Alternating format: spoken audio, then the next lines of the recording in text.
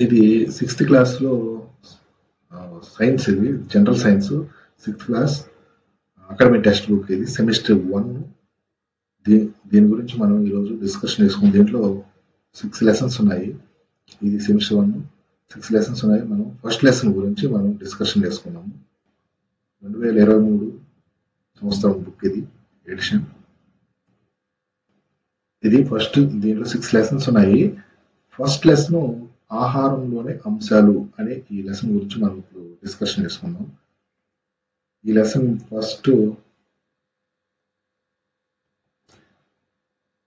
ఈ లెసన్ లో important points అన్ని కలర్ షేడింగ్ తో అండర్లైన్ చేసి పెట్టున్నాను. వాటి గురించి మనం ఫస్ట్ డిస్కషన్ చేసుకుందాం. ఫస్ట్ వివిధ ప్రాంతాలు రాష్ట్రాల యొక్క కొన్ని సాధారణ భోజనాలు అని ఉంది.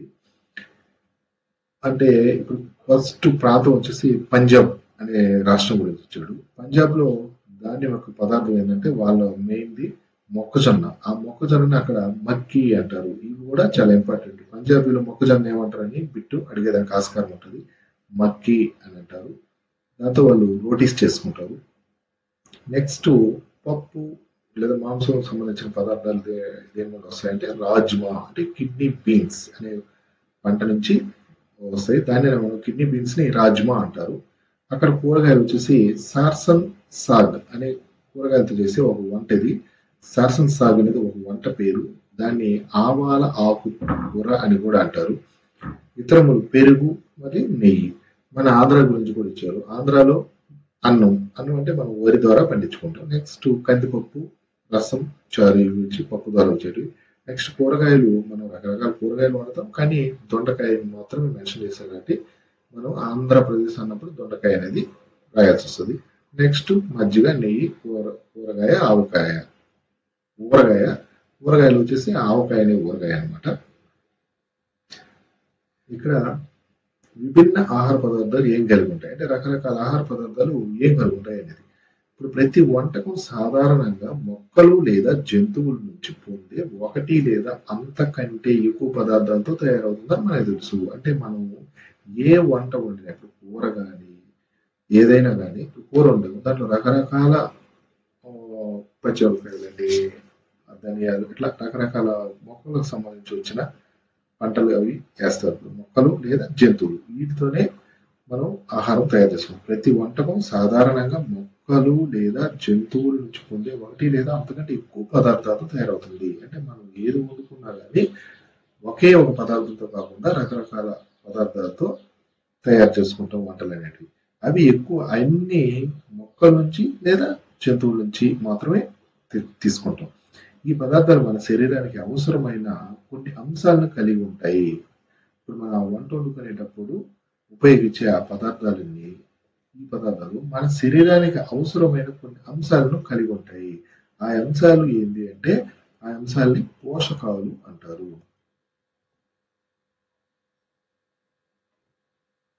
ఇక్కడ ఇచ్చిండు ఆ అంశాలనే పోషకాలు. అంటే మనం వండే వంటల్లో కొన్ని అంశాలు ఉంటాయి అన్నాడు కదా, ఆ అంశాలనే పోషకాలు అంటారు.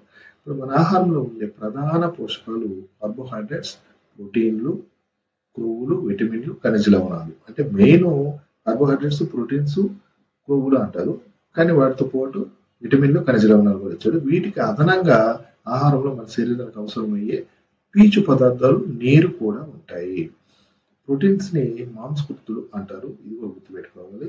నెక్స్ట్ ఇతర పోషకాల కోసం చేసే పరీక్షలతో పోలిస్తే పిండి పదార్థాలు, మాంసకృతులు, కొవ్వుల ఉనికి పరీక్షించడం చాలా సులభం. అంటే ఇప్పుడు పిండి పదార్థాలు ఉన్నాయా, ఇప్పుడు ఒక పదార్థం తీసుకొని దాంట్లో పిండి పదార్థాలు ఉన్నాయా, మాంసకృతులు ఉన్నాయా, కొవ్వులు ఉన్నాయా, ఇతర పోషకాలు అంటే రకరకాల పోషకాలు ఉన్నాయి కదా, ఈ పోషకాల కోసం చేసే పరీక్షలతో పోలిస్తే పిండి పదార్థాలు, మాంసకృతులు, కొవ్వులు ఈ మూడిటి ఉనికిని పరీక్షించడం చాలా సులభం అని. ఈ పరీక్షలు నిర్వహించడానికి మీకు iodine, copper sulphide, caustic soda అంటే సోడియం హైడ్రాక్సైడ్ అనే ద్రావణాలు అవసరం. మీకు మళ్ళీ కొన్ని వచ్చేసి మనకి పరీక్ష నాళికలు, డ్రాపర్లు అంటే ఆ ద్రావణాన్ని వేసుకోవడానికి ఉపయోగించే పరికరాలు. డ్రాపర్లు కూడా అవసరం అవుతాయి.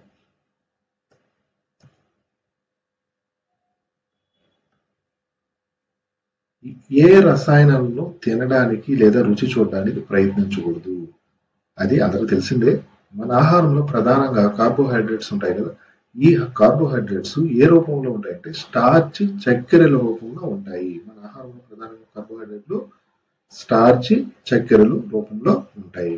అంటే ఏ రూపంలో ఉంటాయి కార్బోహైడ్రేట్స్ అని అడిగినప్పుడు స్టార్చ్, చక్కెరలు అని చెప్పాలి. నెక్స్ట్ అయోడిన్ ద్రావణం. ఫస్ట్ అయోడిన్ ద్రావణం మనం ఎలా తయారు చేసుకోవాలంటే ఒక పరీక్ష నాళికలో, అంటే ఇప్పుడు ఒక టెస్ట్ ట్యూబ్ తీసుకుంటే దానిలో సగం నీటిని తీసుకొని, అంటే హాఫ్ వచ్చేసి వాటర్ని తీసుకొని టెస్ట్ ట్యూబ్ లో దానిలో టించర్ అయోడిన్ అనేది కొన్ని చుక్కలు కలపడం. అంటే దీన్ని లిమిట్ అని లేదు, కొన్ని ఇచ్చాడు.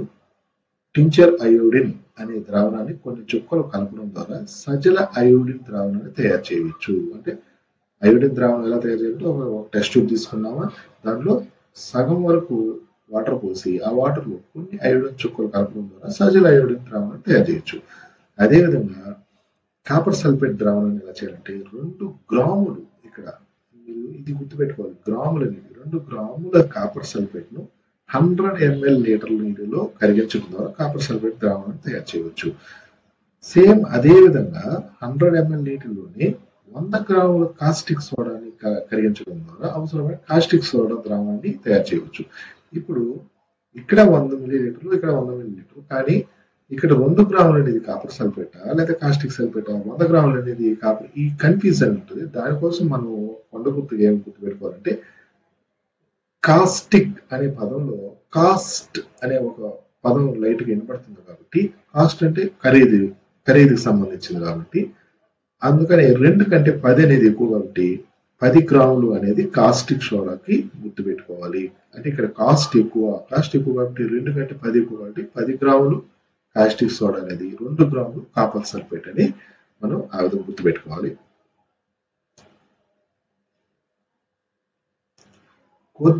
పిండి పదార్థం కోసం పరీక్ష. అంటే మొట్టమొదట ఇందాకేం చెప్పంటే పిండి పదార్థాలు, మాంసకృతులు, పువ్వులు, వీటి ఉనికిని కనుక్కోవాలన్నాం కదా. వీటిలో మొట్టమొదటిగా పిండి పదార్థం కోసం అంటే పరీక్ష ఎలా చేయాలో చూద్దాం.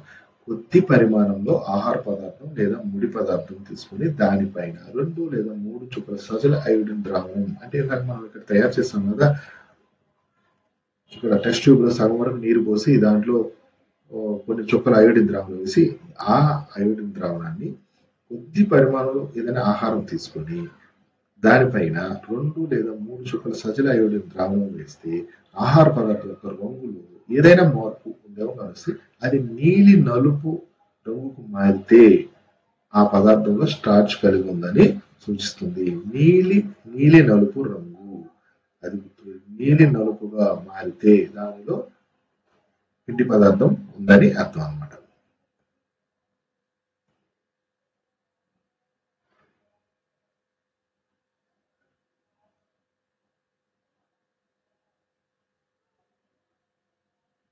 నెక్స్ట్ ప్రోటీన్ కోసం పరీక్ష. ఇందాక మనం ఇంతకుముందు పిండి పదార్థం చేస్తాం కాబట్టి ఇప్పుడు ప్రోటీన్ ఎలా కనుక్కోవాలంటే ఒక పరీక్ష కొంత మొత్తంలో కొంత ఆహార పదార్థాలు తీసుకొని ఆహార పదార్థం ఘన పదార్థం అయితే దాన్ని ముద్దగా చేయండి. అంటే ఏదైనా గట్టిగా ఘన పదార్థం అయితే దాన్ని ముద్దగా చేసి లేదా పొడిగా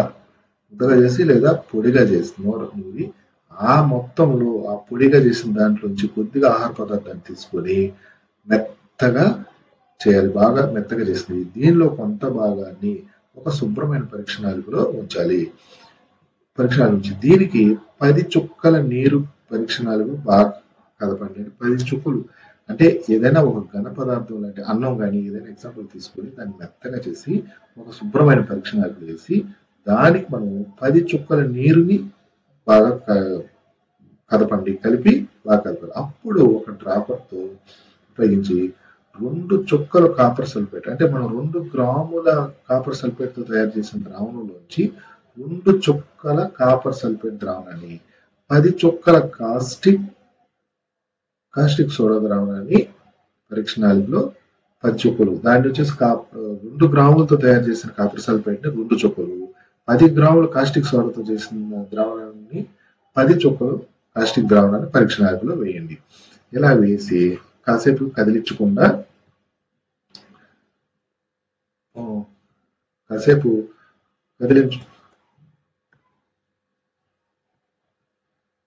కదిలించకుండా స్టాండ్ లో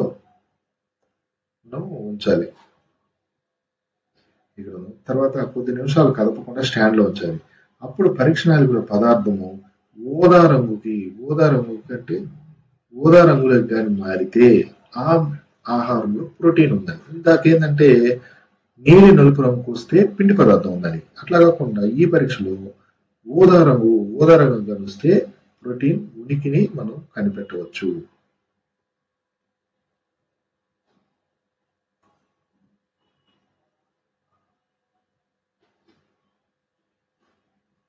ఇప్పుడు మూడోది కొవ్వుల గురించి పరీక్ష. కొవ్వుల కోసం పరీక్ష. కొద్ది పరిమాణంలో ఒక ఆహార పదార్థాన్ని తీసుకుని దాన్ని ఒక కాగితంలో చుట్టూ నలపండి. కాగితం చిరిగిపోకుండా జాగ్రత్త పడండి. ఇప్పుడు కాగితాన్ని తిన్నగా చేసి జాగ్రత్తగా ఉంచి కాగితంపై నూనె మరకుండా ఆ కాగితాన్ని కాంతికి ఎదురుగా పట్టుకోండి. మీరు నూనె మరకు ద్వారా అస్పష్టంగా చూడగలుగుతున్నారు. అంటే ఏదైనా ఒక పదార్థాన్ని కాగితంలో మనం గట్టిగా పెడితే, ఇప్పుడు ఎగ్జాంపుల్ మనం బోండా కానీ లేదా ఓడలు అలాంటి నూనెతో చేసిన పదార్థాలని కాగితం చుట్టి కానీ పెడితే కాసేపటికి ఆ కాగితం నూనె పీల్చేసుకుంటుంది. అప్పుడు ఆ కాగితాన్ని ఏదైనా వెలుతురుకు పెట్టి చూస్తే మనకి పారదర్శకంగా కొద్దిగా అంటే స్పష్టంగా కాకుండా మసగ్గా కనబడతా ఉంటది. అప్పుడు అలా ఉందంటే కాగితం పై నూనె మనకు ఆహారంలో కొవ్వు ఉందని చూపిస్తుంది. ఆహార పదార్థాల్లో కొన్నిసార్లు కొద్దిగా నీరు కూడా ఉండొచ్చు. అంటే ఏదైనా కొన్ని ఆహార పదార్థాల్లో నీరు ఉంటే ఆ చెమ్మ అనేది తెలుస్తుంది. అందుకని ఆహార పదార్థాలు కొన్నిసార్లు కొద్దిగా నీరు ఉండొచ్చు. అందువల్ల నీరు ఆహార పదార్థం కాగితాన్ని కాసేపు ఆరనివ్వాలి. అంటే వెంటనే మనం అట్లా ఆహార పదార్థం రుద్దిన తర్వాత కాసేపు ఆరబెడితే ఆ నీరు అనేది ఆవిరైపోద్ది. అప్పుడు ఆహారం నుంచి వచ్చిన నీరు ఏదైనా ఉంటే కొద్దిసేపు తర్వాత ఆవిరైపోతుంది. ఒకవేళ ఇప్పుడు కూడా నూనె మరక కనిపించకపోతే ఆహార పదార్థంలో కొవ్వు లేదని. అంటే ఎలాంటి నూనె పదార్థం లేకుండా ఎలుతురు వైపు పెట్టినప్పుడు మనకి ఏం కనిపించకుండా అట్లా ఉంటే దాంట్లో లేదని. అటు కాకుండా మసగగా అవతల వ్యక్తులు కనిపిస్తే అట్లా ఉన్నదంటే నూనె అయినట్టు అయితే దాంట్లో కొవ్వు పదార్థం ఉందని. ఇవే కాకుండా వేరు ఆహార పదార్థాలలో ఇతర పోషకాలైన విటమిన్లు ఖనిజ లవణాలు కూడా ఉంటాయి. అంటే ఆహారం తీసుకునే దాంట్లో ఈ పిండి పదార్థాలు మాంసకృతులు కొవ్వులు కాకుండా విటమిన్లు ఖనిజ లవణాలు కూడా ఉంటాయి. ఈ పోషకాలు మనకి అసలు ఈ విటమిన్లు ఖనిజ లవణాలు ఎందుకు అనేది చూస్తే పిండి పదార్థాలు ఫస్ట్ వేరు పోషకాలు మన శరీరానికి ఏం చేస్తాయి, అసలు ఈ పోషకాల వల్ల మనకి శరీరానికి ఏంటి లాభం అని. ఫస్ట్ పిండి పదార్థాలు ప్రధానంగా మన శరీరానికి శక్తిని అందిస్తాయి. కొవ్వులు కూడా మనకు శక్తిని అందిస్తాయి. కానీ నిజానికి కొవ్వులు అదే మొత్తం నుండి పిండి పదార్థంతో పోలిస్తే చాలా ఎక్కువ శక్తిని ఇస్తాయి. అంటే 100 గ్రాములు పిండి పదార్థం తీసుకొని 100 గ్రాములు కొవ్వు పదార్థం తీసుకుంటే రెండు సమానమైన కానీ కొవ్వుల నుంచి మనకి శక్తి అనేది ఎక్కువ వస్తుంది. కొవ్వులు పిండి పదార్థాలు కలిగి ఉన్న ఆహార పదార్థాలు అంటే కొవ్వులు పిండి పదార్థాలు రెండు కలిసి ఉండే ఆహార పదార్థాన్ని శక్తినిచ్చే ఆహార పదార్థాలు అంటారు. అంటే కొవ్వులు పిండి పదార్థాలు రెండు కలిసి ఉండే ఆహార పదార్థాలు ఏవైతే ఉంటాయో వాటిని శక్తినిచ్చే ఆహార పదార్థాలు అంటారు. మన శరీరం యొక్క పెరుగుదల మరమ్మతుల కోసం మాంసకృతులు అవసరం. ఇక్కడ వచ్చేసి శక్తి కోసం వచ్చేసి కొవ్వులు పిండి పదార్థాలు అవసరం. ఇక్కడ ఇదే వచ్చినాడు పెరుగుదల అంటే మనిషిగా అట్లా ఎత్తు పెరగటం కానీ లావటం పెరుగుదల మరమ్మతుల కోసం. మరమ్మతులు అంటే ఇప్పుడు కొన్ని సెల్స్ కానీ మరమ్మతుల కోసం ఉంటుంది. అంటే మనలోంచి కొన్ని సెల్లు ఏదన్నా అంటే చర్మం ఏదన్నా దెబ్బలు తగిలి చర్మం తగిలి అక్కడ చర్మం ఎగిరిపోవటం, మళ్ళీ కొత్త కణాలు ఏర్పడటం, లేదా రక్త కణాలు ఏదన్నా ఎర్ర రక్త కణాలు 120 రోజులే ఉంటాయి కాబట్టి అవి చనిపోయిన తర్వాత మళ్ళీ కొత్తవి ఎట్లా ఏర్పడటం, ఇట్లా మరమ్మతుల కోసం పెరుగుదలకి మరమ్మతులకు ఉపయోగపడేది ప్రోటీన్లు. శక్తినిచ్చేది మాత్రం పిండి పదార్థాలు కొవ్వు పదార్థాలు.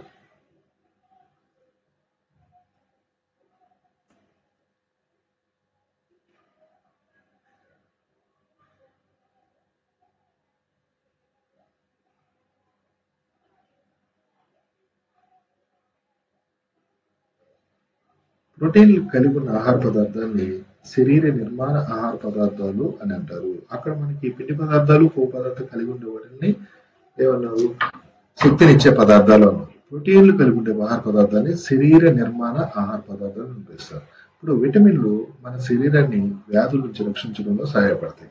విటమిన్లు అనేవి అవేమో మనం విటమిన్ల వల్ల యూజ్ ఏంటంటే మన శరీరాన్ని వ్యాధుల నుంచి రక్షించడం.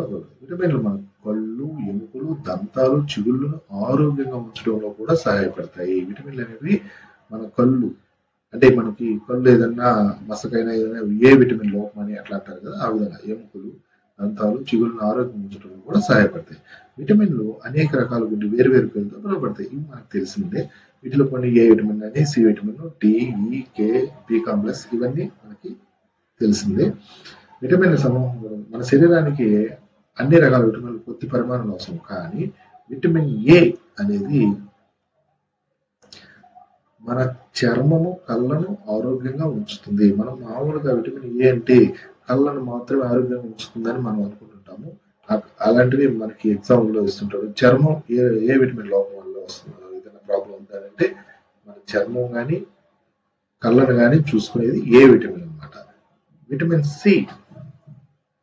విటమిన్ సి శరీరం అనేక వ్యాధులతో పోరాడడానికి సహాయపడుతుంది. వేరే మన బాడీలోకి ఏదైనా వ్యాధులు అట్లా అటాక్ అయినప్పుడు వాటితో ప్రత్యేకంగా పాల్గొనేది విటమిన్ సి విటమిన్ అన్నమాట. విటమిన్ డి వచ్చేసి మన శరీరంలోని ఎముకలు, దంతాలు కాల్షియం ఉపయోగించుకోవడంలో సహాయం చేస్తుంది. అంటే కాల్షియాన్ని ఉపయోగించుకొని ఎముకలు అవి దృఢంగా అవ్వడానికి ఉండేటప్పుడు డి విటమిన్ సహాయంతో ఆ విధంగా కాల్షియాన్ని ఉపయోగించుకుంటాయి.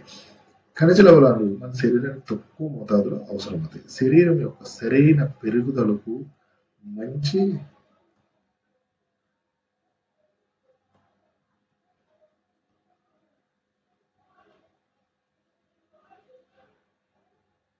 మంచి ఆరోగ్య నిర్వహణకు ప్రతి ఒక్క ఖనిజ లవణము అవసరమే. చాలా ఆహార పదార్థాలు సాధారణంగా ఒకటి కంటే ఎక్కువ పోషకాలు కలిగి ఉంటాయి. చాలా ఆహార పదార్థాలు సాధారణంగా ఒకటి లేదా ఎక్కువ పోషకాలు. అంతేకాదు ఇప్పుడు మామూలుగా తినే ఆహారంలో ఒకే ఒక పోషకం ఏది రాదు, అన్నీ కలిసి ఒకటి లేదా ఎక్కువ పోషకాలు ఉంటాయి. ఇప్పుడు బియ్యం అనేది బియ్యం ఇతర పోషకాల కంటే కార్బోహైడ్రేట్ ఎక్కువగా కలిగి ఉంటుంది. ఉదాహరణకు బియ్యం తీసుకుంటే దానిలో ఇతర పోషకాలు అంటే మాంసకృతులు, ప్రోటీన్స్ వీటికంటే కూడా కార్బోహైడ్రేట్స్ ని ఎక్కువగా కలిగి ఉంటుంది. అందువల్ల బియ్యాన్ని కార్బోహైడ్రేట్స్ సమృద్ధి ఆహార వనరు అని పిలుస్తారు. బియ్యాన్ని ఏమని పిలుస్తారంటే కార్బోహైడ్రేట్ సమృద్ధి ఆహార వనరు అని పిలుస్తారు. ఈ పోషకాలతో పాటు మన శరీరానికి పీచు పదార్థాలు, నీరు కూడా అవసరం. ఆహారంలో ఉండే పీచు పదార్థాలను మామూలుగా మనం తీసుకునే ఆహారంలో పీచు పదార్థం ఉంటుంది కదా, ఆ పీచు పదార్థాన్ని రఫేజ్, ఇది చాలా ఇంపార్టెంట్. ఆ పీచు పదార్థాన్ని రఫేజ్ అని పిలుస్తారు. మన ఆహారంలో పీచు పదార్థం ప్రధానంగా మొక్కల ఉత్పత్తి నుంచి వస్తుంది. అది మనకు తెలిసిందే కదా. పీచు పదార్థం అంటేనే మనం తీసుకునే ఆహారము, ఆ ఆహారము మొక్కల నుంచి తీసుకునే ఆహారం నుంచే పీచు పదార్థం. తృణధాన్యాలు లేదా పప్పులు, బంగాళాదుంప, తాజా పండ్లు, కూరగాయలు మొదలైనవి, వీటి నుంచి పీచు పదార్థం అనేది ప్రధాన వనరులు అంటే ఎక్కువ వస్తుంది. పీచు పదార్థం మన శరీరానికి ఎటువంటి పోషణలు అందించదు. అంటే ఎలాంటి పోషకాలు అంటే కార్బోహైడ్రేట్స్ కానీ, పిండి పదార్థాలు, కార్బోహైడ్రేట్స్, మాంసకృతులు అంటే ప్రోటీన్స్, కొవ్వులు అలాంటివి ఏమి ఇవ్వదు. కానీ మన ఆహారంలో అతి ముఖ్యమైన పదార్థం ఆహారానికి బరువును చేరుస్తుంది. అంటే మనం తీసుకున్న ఆహారము బరువు ఉండటం వల్లే పేగులు అలా జరిగి కిందకి జరుగుతూ అట్లా రావడానికి ఆధారం ఏంటంటే ఆహారానికి బరువునిస్తుంది.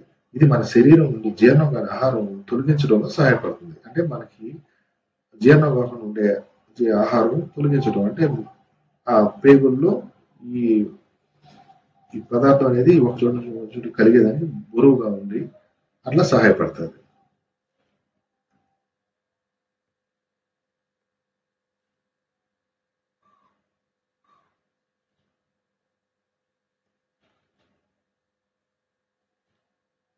నీరు. నెక్స్ట్ పీచు పదార్థం తర్వాత నీరు మన శరీరానికి ఆహారం నుండి పోషకాలను గ్రహించడంలో సహాయపడుతుంది. అంటే నీరు మన శరీరానికి ఆహారం నుండి మనం తీసుకున్న ఆహారం జీర్ణమైన తర్వాత ఆ జీర్ణమైన దాంట్లోంచి పేగులు ఇట్లా శోషించుకోవాలి కదా, చిన్న పేగులు అవి శోషించుకుంటాయి. అవి ఘన పదార్థంగా ఉంటే శోషించుకోలేవు కాబట్టి అక్కడ నీరు అనేది మనకు ఉపయోగపడి అవి ద్రవ రూపంలో ఉంటే దాంట్లో ఉండే పోషకాలన్నింటినీ అవి శోషించుకోగలదు. అందుకని ఉపయోగపడి శరీరంలోని కొన్ని వ్యర్థాలను కొన్ని వచ్చేసి ఆ విధంగా కొంత ఏర్పడితే కొంత వచ్చేసి శరీరంలోని కొన్ని వ్యర్థాలను మూత్రం రూపంలో చెమట రూపంలో బయటకు పంపడంలో కూడా నీరు అనేది ఉపయోగపడుతుంది. సాధారణంగా మన శరీరానికి అవసరమైన నీటిని మనం త్రాగే ద్రవాలు అనగా నీరు, పాలు, అంటే మనం మామూలుగా నీరు తాగడం, పాలు, కొందరు టీ తాగుతా ఉంటారు. ఇలా వీటి నుంచి పొందుతారు. వీటికి అదనంగా మనం చాలా ఆహార పదార్థాలు వండేటప్పుడు నీటిని కలుపుతారు. అంటే కూరలు వాటిలో నీరు కలుపుతారు కాబట్టి ఆ రూపంలో కూడా మనకు తెలియకుండానే నీరు అనేది మన శరీరంలోకి చేరుతుంది.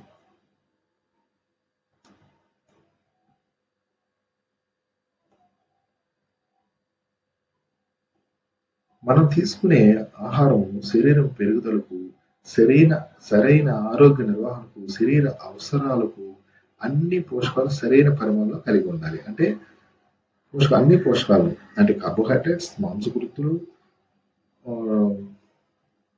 ప్రోటీన్స్ ఇవన్నీ సమానంగా ఉండాలి. ఈ పోషకాల్లో ఒకటి మరీ ఎక్కువగాను, మరొకటి చాలా తక్కువ పరిమాణంలో ఉండకూడదు. అన్ని అలాగే ఆహారంలో పీచు పదార్థాలు, నీరు కూడా సరైన పరిమాణంలో ఉండాలి. అటువంటి ఆహారాన్ని సమతుల ఆహారం సమతుల ఆహారం అని సమతుల ఆహారం అంటారు.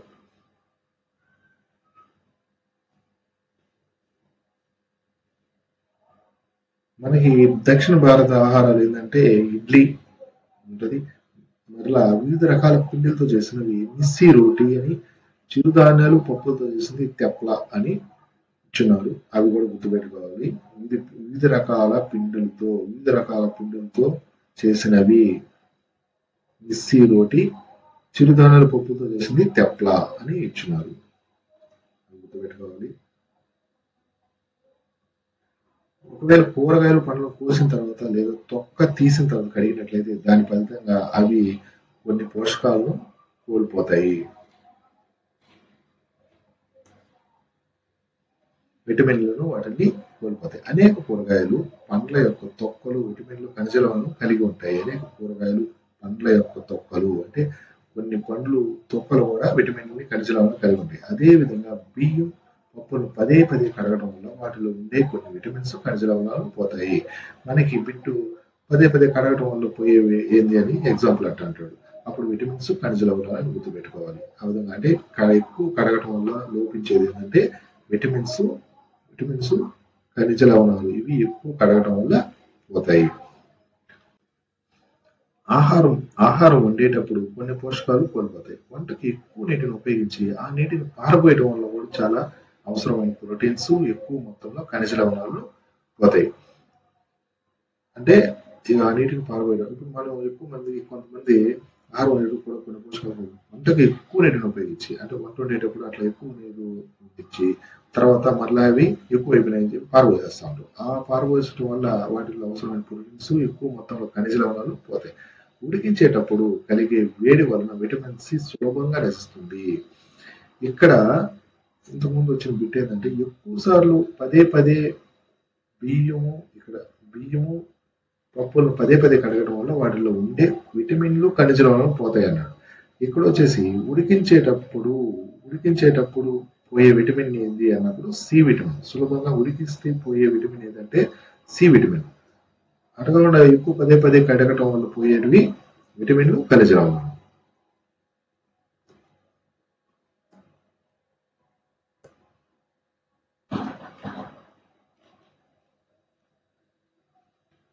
కొవ్వు అధికంగా ఉండే ఆహారాన్ని ఎక్కువగా తినడం వల్ల మనకు చాలా హానికరం మరియు ఊబకాయానికి గురయ్యే ప్రమాదం ఉంది. పోషకాహార లోపం.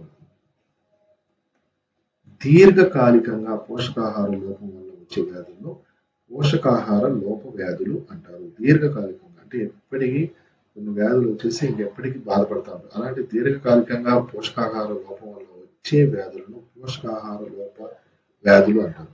ఒక వ్యక్తి చాలా కాలం పాటు అతను కానీ ఆమె కానీ ఆహారం తగినంత ప్రోటీన్లు లేకపోతే ఆమె ఎదుగుదల కుంటుపడటం, ముఖంలో వాపు, ముఖంలో వాపు, జుట్టు రంగును కోల్పోవటం, చర్మ వ్యాధులు, అతిసార లక్షణాలు కనిపిస్తాయి. ఒక వ్యక్తి చాలా కాలం పాటు అతనికి ఏదైనా ఆహారంలో తగినంత ప్రోటీన్స్ లేకపోతే అక్కడ ఏమవుతుంది, మరియు ఆమె ఎదుగుదల కుంటుపడిపోవటం, ముఖంలో వాపు.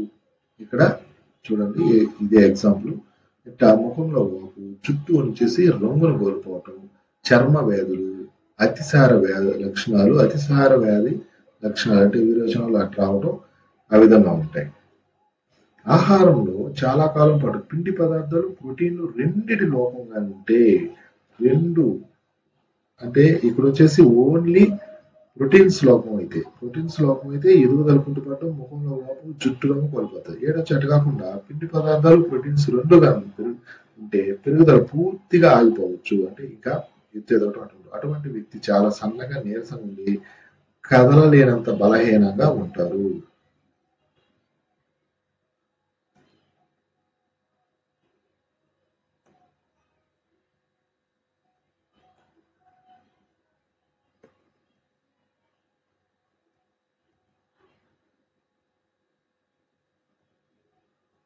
ఇక్కడ విటమిన్స్ లోపం వల్ల కొన్ని ఇచ్చాడు. విటమిన్ ఏ అనేది దృష్టి లోపం, ఇది చూపు మందగించడం, చీకటిలో రాత్రిపూట కనిపించకపోవడం, దాన్ని మనం రేచీకటి అంటాం. కొన్నిసార్లు చూపు పరిగా కనిపించడం. విటమిన్ B1 అన్నాడు బెరి బలహీనమైన కండరాలు మరియు పనిచేయడానికి శక్తి సరిపోకపోవటం. కండరాలు అనేది బలహీనంగా ఉంటాయి మరియు పనిచేయడానికి శక్తి బలహీనంగా ఉన్నప్పుడు ఇంకంటే శక్తి తక్కువ ఉంటుంది కాబట్టి శక్తి సరిపోకపోవడం. నెక్స్ట్ విటమిన్ సి స్కర్వీ, ఇది పంటి చిగురులో రక్తస్రావం. పంటి చిగురు నుంచి అంటే మామూలుగా మాట్లాడుతున్న ఇలాంటప్పుడైనా పళ్ళ సంబంధించి రక్తం రావడం ఉంటుంది. దాన్ని స్కర్వీ వ్యాధి అంటారు. గాయాలు మానడానికి ఎక్కువ సహాయం తీసుకోవడం, అంటే ఏదైనా దెబ్బ తగిలినప్పుడు త్వరగా మానకుండా ఉండడం. విటమిన్ డి, ఇది రికెట్స్, ఎముకలు మృదువుగా అంటే మెత్తగా అయిపోవడం, వంగిపోవడం, అలా ఉండడం, అది రికెట్స్ వ్యాధి. కాల్షియం, ఎముకలు, దంతక్షేమం, ఇది బలహీనమైన ఎముకలు, దంతక్షేమం అంటే పళ్ళు గట్టిదనం లేకుండా అట్లా ఉండడం.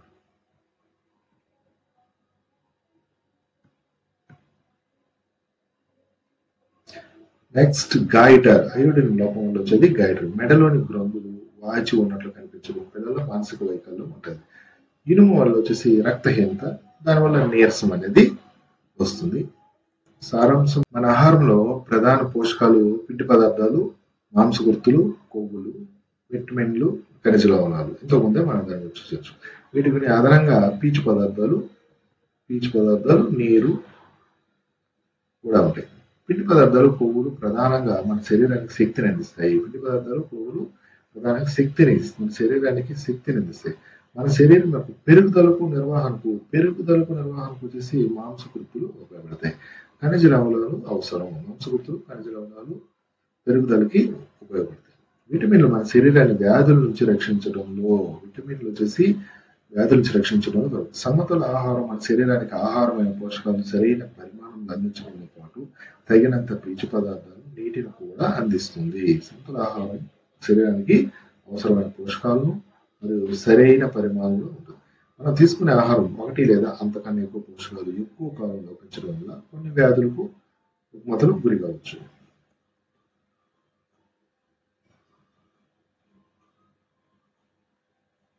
ఇది ఫస్ట్ లెసన్.